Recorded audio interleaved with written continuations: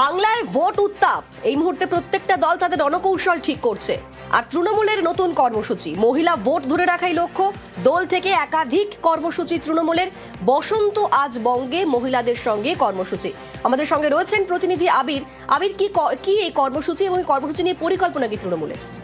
দেখো, 2011 সাল থেকে যদি আমরা দেখি, লাগাতার বিভিন্ন বিধানসভা ভোটই হোক বা লোকসভা ভোট বা স্থানীয় স্তরের নির্বাচনগুলিতে যে মহিলা ভোটটা বরাবর তৃণমূল কংগ্রেসের পক্ষে গিয়েছে এবং তৃণমূল কংগ্রেস সেই ভোট ধরে রাখার ক্ষেত্রে যে এখনো পর্যন্ত এগিয়ে রয়েছে সে ব্যাপারে তারা সচেষ্ট। রাজ্য সরকারের যে বিভিন্ন সামাজিক প্রকল্পই হোক বা বিভিন্ন রাজনৈতিক যে সিদ্ধান্তের ক্ষেত্রে দাঁড়িয়ে মহিলাদেরকে যে গুরুত্ব দেওয়া হয় সে প্রসঙ্গের কথা বারবার ধরে তৃণমূল কংগ্রেস উল্লেখ করেছে। এই ভোটের মরশুমের মধ্যে দাঁড়িয়ে ফের তারা মহিলাদের কাছে পৌঁছানোর জন্য একাধিক কর্মসূচি নিয়েছে, যা মূলত দোলের সময় এবং আন্তর্জাতিক নারী দিবস উপলক্ষে দুটো ক্ষেত্রে ধাপে ধাপে ভাগ করে হবে। বসন্ত আজ বঙ্গে মহিলাদের সঙ্গে এখানে এটি কর্মসূচি, যেখানে তারা বিভিন্ন বাড়িতে গিয়ে যারা মহিলারা রয়েছেন তাদের সঙ্গে তারা জনসংযোগ তারা যেমন সারবেন, ঠিক তেমনি ভাবে একটি লিফলেট তৈরি করা হয়েছে, যেখানে গত কয়েক বছর ধরে রাজ্য সরকার কি কি কাজ করেছে মহিলা উন্নয়নের জন্য সেই সংক্রান্ত লিফলেটও সেখানে দেওয়া হবে।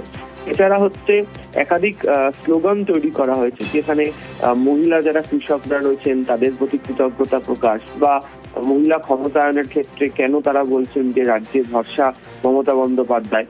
এছাড়া লক্ষ্য ঘরের লক্ষ্মীরা, এই ধরনের একটি কর্মসূচি রাখা হচ্ছে এবং যেখানে দাঁড়িয়ে ধরো লক্ষ্মীর ভান্ডার থেকে যুবসাথী বা স্বাস্থ্যসাথীর মতো যে বিভিন্ন প্রকল্পগুলো রয়েছে যেখানে রাজ্য কাজ করেছে, মহিলাদের কি সুবিধা হয়েছে সেগুলোকে তুলে ধরা হচ্ছে।